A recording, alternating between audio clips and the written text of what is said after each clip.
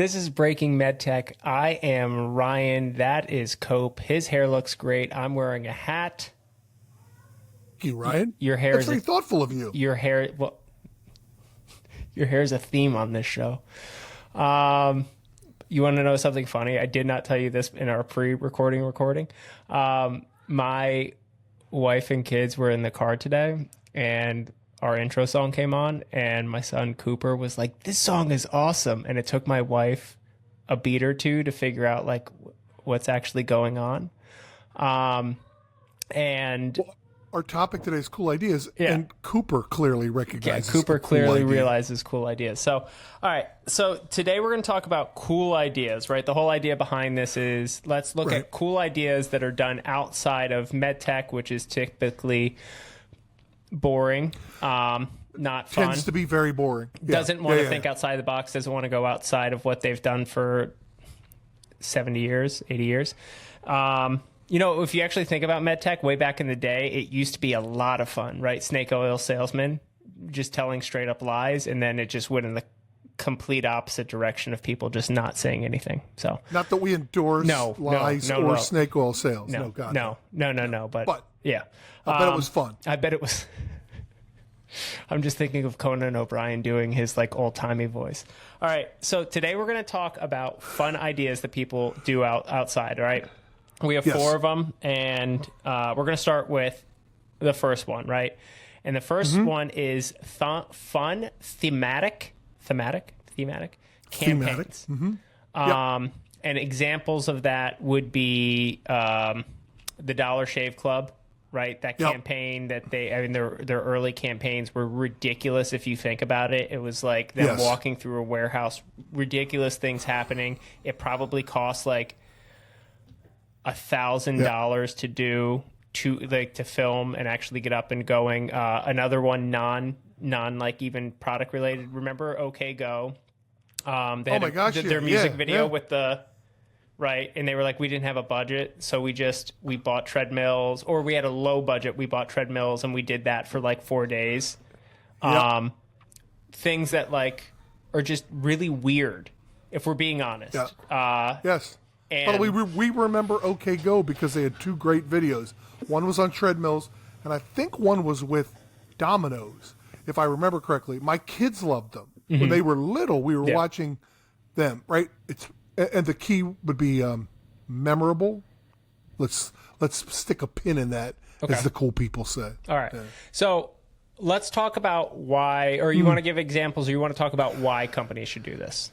Yeah, well, so like you and I were talking earlier, I actually thought early on, now this would have been, 6, 7, 8, 10 years ago, before podcasts became everything, you would find out about really cool companies like Dollar Shave Club, which is where I first heard about them, on podcasts. They were sponsoring podcasts because it was cheap. It was targeted, I believe. You would know better than I. And it was an effective way to get your message out without having to spend a ton of money in a way that went literally, in some cases, right into people's ears, right? And you'd have a live read from whomever the host of the show was, whatever show you listened to. And I thought it was a great, I learned about more companies that way, and you can tell podcast. So I just thought that was a really cool idea. Jumped out at me when we were talking about topics, right? I don't think it's as cool now because I think it's saturated, probably, right? Am I looking at that? Yeah, it costs a lot of money, and it costs a lot of money now, right? Because that's where all the ears have gone and eyes in some cases, right? Yes. Yeah. If you're trying to monetize your podcast, you and I don't try to monetize our podcast. We can't be bought by anyone yet. But I digress. Cope is. So I was contemplating it a little bit. Yeah, you're like, oh, somebody backs up a truck. So the idea that, you would do something weird. Like podcasts were, I would say, weird. Like if you would have went to a CFO or whatever years ago, and you would have been like, "Hey, we're gonna go spend $20,000 sponsoring this podcast," Right. they would have been like, are you out of your mind? Because there's no way you could at that point really track an ROI, and we don't even want to get into like multi-touch attribution. I actually thought, Rye, though, I thought they could do stuff, though, like when you would say, like, hey, go to meundies.com/Tony. So, and like they would always ask you, like they would sort of drive traffic, or they'd have a 10% off, like to sort of, I guess it was to attribute where the lead came from, right? Last touch. So, it's to attribute where the last touch came from. Okay. So yeah, that's like a giant argument in my world of like, what is actual attribution? What's the last? It's all multi-touch. Let's be honest, okay? Right. So multi-touch being you hear about that company in multiple places, in different places, whatever, and then you decide to take action, and for like MeUndies, because my wife was like, your underwear has holes in it. Please get new underwear. And then I'm listening to Rosillo, and he's like, great product, by the way. Yeah, great product. I've never bought it. Maybe I'm gonna get off this and go buy some. So that idea of like doing something different, right? And being fun with it. So I thought to tie back to being weird, being different, being a little like more thematic and a little more fun is if you thought about like early stage podcast ads, they did two things. One, they wrote copy that was way more cutting edge, or like not cutting edge, way more edgy than their topics normally would be. Totally. And the other big one is the person reading it usually played with it a little bit as well. So if it was like something that they thought was cool or fun, or that's their job, and Bill Simmons' job is to make it sound cooler than it actually is, because that's how he knows that it's a whole cycle. It was a fun thematic thing that people could do. It's a fun idea that people could do that they typically couldn't do. And what's funny is, if you think about it, how many people like orthopedic surgeons, or I know your least favorite topic to talk about, but like ortho and spine surgeons who probably listen to Bill Simmons, and like if Medtronic would have been any of these companies, Zimmer Biomet or whatever, like did like a random ad on there, the amount of leads they might have gotten, their legal departments would have never approved it, but it would have been a fun way to do it. And what's funny is now you and I listen to the same sports podcasts. Now you see Oracle and all those companies doing that because they know our target audience listens to, those groups. Right. Yeah, exactly. That's what I think. Like our topic today is cool ideas from other industries that we think it may have application in med device, or at least sort of an attitudinal adjustment, I would say, right? So the copy was different written, what they were reading, partly because I think the companies that were doing it were a little bit more cutting edge or on the edge, right?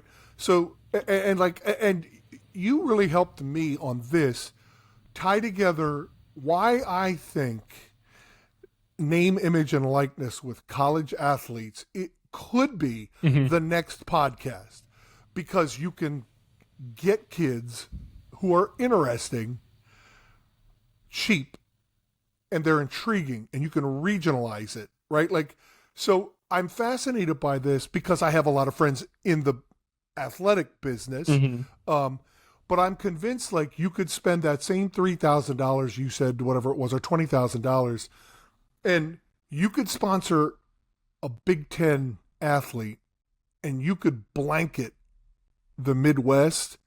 I don't know where you'd be doing it, social media, but like you could do something really interesting that people remember. Again, memorable being important, and that talent, if you will, you can be creative and interesting, and it fits in with the orthopedic mindset, right? Like musculoskeletal, productivity, athleticism, all of these things. So using one of my least favorite topics, because that's what everybody seems to want to talk about, is orthopedics. I do think like I could see a place like that, or maybe it wouldn't take much, but that's why I was like, why do I feel like NIL is so interesting and so cool? And I our discussion had me thinking about this. I kind of feel like it could be the next podcast, right? Yeah. And you can really regionalize it. And you could be regionalize it. You have to be very, you have to be really creative about it, right? Because it's a little bit easier to get like, everyone talks about like Livy Dunn or like Caitlin Clark or any of those athletes. Like it's a little bit easier to get like Livy Dunn for like leotards or whatever gymnasts use. I don't know. That's very but like, but if you're OSER, right? Knee braces, like you can't, I find it hard that you couldn't bump up sales by, there's a brace or something along those lines. Or if you want to go like completely left field and that you're in a targeted area and there's a big athlete in that area, you couldn't do something even completely out of left field that's just fun.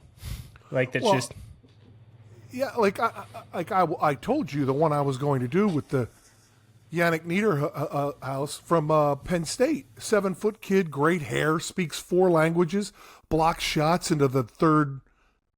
And the son of a gun is going to the NBA. So, like, I'm not going to do it with him now. I'm going to find somebody else. And I was going to have him blocking my shots because it was going to be an example of what it feels like to try to get new products into health systems. Mm-hmm. They're rejecting everything you're trying. And it was going to be interesting and funny. And I was going to help a great kid. And I was going to help a bunch of people meet a great kid who plays for a friend of mine. And it would have been memorable. And by the way, fantastic hair from Switzerland. This kid it was going to be, and now. Is it like who is the. Now he's going to the NBA. Who is that? Was it Dolph Lundgren? That type of hair? Oh, way better. Oh, my goodness. Like enormous, curly. Oh, even curly. Oh, so we're thinking, who's the guy who plays for Utah right now who has curly hair? That's from that. He played for the Bulls. He was drafted by the Bulls. I know you're talking about the kid from Arizona. Yeah, doesn't matter. Yeah, it doesn't matter. He has great hair. Yeah. So, all right. I'm thinking Joaquin Noah. Ooh. Yeah. That kind of hair. Yeah, kind of. Fantastic. Yeah. I hope he has his work ethic and I don't want people to think I'm losing. I don't want people thinking I'm thinking of hair all the time. I'm not. But this kid was awesome, right? And I was like, it's going to be. So that's where I think like cool things that we see in other industries, and I know you have another example or two. Like we're trying to get small med device companies because I don't really care what Medtronic does. I guarantee what Medtronic will do. Here, let me tell you what they're going to do. It's going to be boring. Yeah, it's going to be. And it's not going to capture attention. Yep. But they're different. Yeah. Small med device needs to capture attention in different ways. Okay. And so, these are some cool things. What else you got? Right. What have you got? So here, I'm going to pick the one you don't like the most, which is community building. Okay. And this is like, Cope and I have gotten into arguments about this because he's like, it's dumb. And then I'm like, you literally built a community. And he's like, shut up. Yes. That's exactly how it goes. I think it sounds lame. I think it sounds like nerdy. And then what do I do all day long is build communities. All right. So let me, all he does. So let me pitch you on this idea, right? So here's the idea behind it. So you see a lot of groups out there that build good communities and they build bad communities. Okay. And like a good community is, you know what? It's typically like free. Okay. You get a lot of value out of it. It's really interesting. Right. It is usually built around a single entity, a single person, sometimes a company. And what you can do with that community is a lot of things, right? You can host live events. You can have open you can have closed round tables. You can have open discussions. You can have there's a whole bunch of things. Okay. But here's something that is happening a lot. And I think it's being done. I actually heard someone complain going everyone saying these live events being such a great idea or only doing it retroactively. They're not going oh my God, you should have been doing this so long ago. So there's a company called Viva. I have a friend who works for Viva. And Viva does this thing called a Viva Summit every year. Now, I don't know if their summit does this exact thing, but it's not a big event. It's a small event in like how big Viva is. Viva's a big company. And if you have a community, you're able to do events like this. Now, Viva is kind of med device, but there's a lot of SaaS companies that do this. HubSpot does it, right? Webflow does it. I get emailed about it all the time, and they. Okay, can I interrupt you for a second? This sounds like total, complete nerdsville. So, like, you were in a frat. What are you talking about? You love community. Yeah, but here's why. Like, you can hang out with a bunch of people just like you, and do stupid things together, or whatever. Right? Like, that's what people are like. Hey, let's build a community based on building communities of. Who cares? That's what I hear. Right. It's blah blah. Why? So what do you get out of it? So I know you know the answer, but this is my beef with it. So like, what do you get out of it? So like, I agree. If you're not getting anything out of it, it's absolutely stupid. Okay. So like, the idea behind these communities when they do events should be, and I was having a conversation with someone the other day about, they were going back and forth whether they want to do an event, right? And the idea behind this event was this person is in a space that is, without giving away details, is in a space that's very like old school, and they are trying to introduce a new technology into this space, right? Completely different than everything that they're doing. They're literally on, I know people often say this, they're on the bleeding edge of what will happen in this industry, right? And they're playing around with the idea of creating a event that happens once a year, maybe twice, and it's invite only. It's 30 to 50 people, and they're going to bring in. So their target audience is like leaders at large medical device companies, and a whole. That's who their target audience is, right? And they're going to bring in experts and competitors to talk, right? Not direct competitors, but indirect competitors. And those indirect competitors are going to be nothing. Literally, no one is allowed to talk about product. They're allowed to talk about stuff that they're doing, different things that they're seeing in the industry, different things that they're seeing from other industries. Something that is like truly, if you go to this, the idea behind it would be that you walk away going like, oh my God, we should go look at doing this, or we should look at this idea, or hey, in like 3 years, synthetic data is going to absolutely revolutionize the way that we're doing this. Okay. You're getting something out of it. Now you go like, that's exactly what I don't hear from a lot of these. And I know what they are. They're community builders who are building communities because it seems like that's what cool kids do. And they're like, I'm going to build a community and get like, people are going to pay me to be in, and I'll talk to them once a week. And I'm like, what are you talking about? Like that, it sounds awful. What do I get out of it? So that's what I want to hear from them, because we're going to get really smart people together. Okay, cool. And you're going to learn stuff that makes your job easier. You're going to be able to see what's going to happen in 5 years and have an advantage over your competitors who don't show up. Okay, well now I'm interested. Right. So it's not the you like community. You're a friendly fellow. I'm actually a community builder, but it's not because I know I can tell people, here's what you get out of it. You get this or that or whatever it is. It's just like community building sounds so communal. I hate it as much as you do. I hate those communities. It's just like, to go like a complete left field. It's like, I hate everyone online who's like, I'm a sales guru. Here are 5 things that you should do. And if you do these 5 things, and I've never not closed the deal, and just be like, you could. I'll tell you what you are. You're a heck of a fiction writer. You're a snake oil salesman. Hey, way to bring that back. Way to bring it back. Circular. All right. Yeah. So last one is show, don't tell. All right, and talk to me about this because I like this. All right, so show, don't tell. So this is a SaaS idea. You look at SaaS companies; they do demos all the time. They have live demos recorded. They have demos. Sometimes they're behind gated demos. Sometimes you have groups that literally do like LinkedIn Lives or live demos every Tuesday at noon, right? And you can go see a demo and ask questions. Okay. A whole bunch of different ways to do it. Not something that you ever see in this world, right? Demos are like, well, I got to schedule something. I gotta, we need to email like 17 times. We need to set up a time to do it. We need like all these things. And I keep going like, if you have a new product and you have a decent following on LinkedIn or just in general, like you have an email following, why don't you just start doing like every Tuesday at noon, you just do a 15-minute demo of your product, right? And it's not crazy. You could, and like, I don't know, you have to learn how to virtually demo stuff. But like, it's a great way. And if I was like, you had to spend 3 hours up front getting everything set up, but it's turnkey, like every Tuesday. This is a lot of SaaS companies do this. Yeah. I never see it anywhere else. So let me give you the pushback that I think is in people's minds, even though I think it's hooey, is, but Ryan, we're in med device. We need to be in the room with them.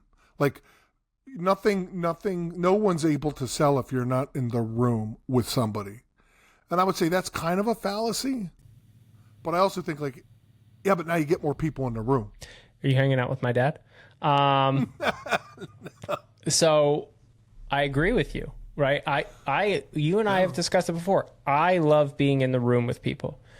This allows people to come into your room, on their own timetable, their own thing, right? And it's up to them. And so like, you're just inviting more, how many times can we say room? You're just inviting more people into the room. And again, it's such what I get mad about is like, it's such an easy lift. It's such an easy thing to do. If you're like doing something that's physical and you need to do like you need a cut suit or something along those lines, or like fake tissue because you have some sort of suture or like whatever, or you have those anyway. So now we're just talking about spending a couple $100 to set up a camera rig and boom, 15 minutes, you have a mic, you do it. All right, here's what we're doing. Here's cool. And the cool thing is if you're doing something that isn't like static, like a suture anchor or something like that, but you're doing like an actual technology, this is a cool way to talk about your roadmap. Or like, hey, here's a new feature that we came out with, or here's a new thing that we launched, or here's, we're testing this out. This is in beta. So. Right. I like it. I actually think I do think it's a really cool idea. We've discussed this. I think the threshold to entry has dramatically lowered. It's got 1 comma in it for the most part in many cases.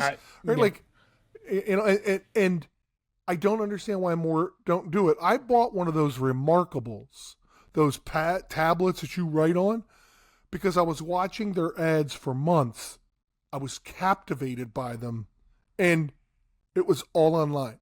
Never saw one in person, and they were showing you all the stuff. And over time, I was like, wow, they've answered damn near all my questions, and I bought it. Right? Like, it was that simple. And I don't know who got attribution. Back to your original point. It doesn't matter. But like, it was showing up in my feed, and I was fascinated by it. And like that's working while you're doing other things. And that was footage. Yeah. You're talking about live demos. I agree. I mean, and you could do recorded footage, and you can have recorded footage. And it's like, I know this isn't just me talking about it. I've heard other people who are MedTech marketers who have podcasts, named Omar, talk about this, where he has gone like, I wish more companies would do this. I know. I'm just... Like, it's not a crazy idea. It's just a lot of companies don't know how to do it. I was just say, here's the funny thing. Everybody's going to be doing it in 5 to 8 years. Yeah. It's just going to be like podcast sponsorship.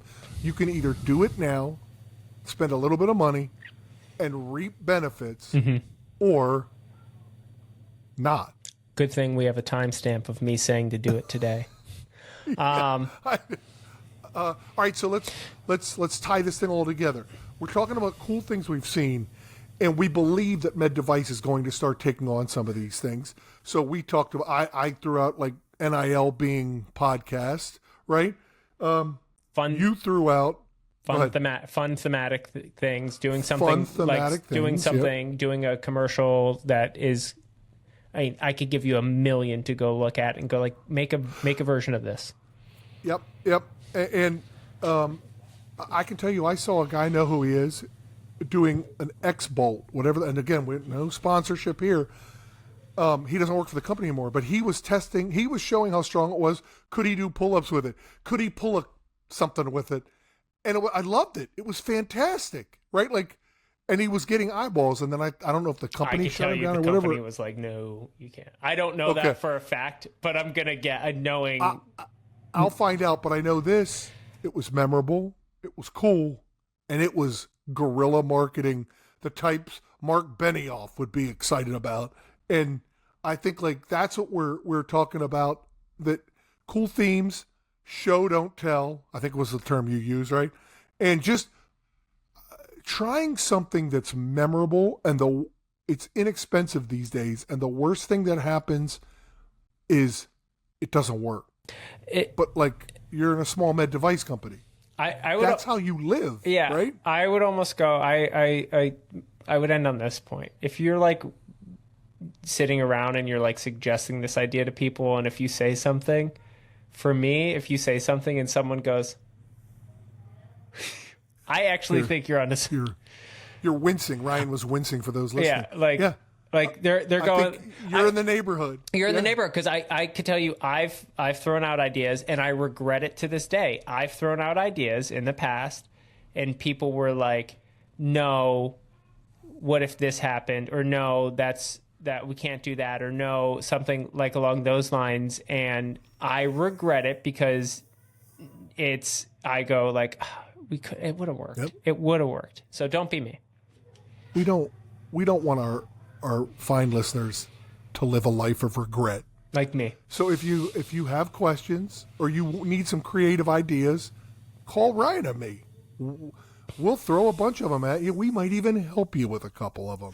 So, Ryan, anything else you got? No, I'm all good. All right, this has been Breaking MedTech. We will see you guys next time. See you.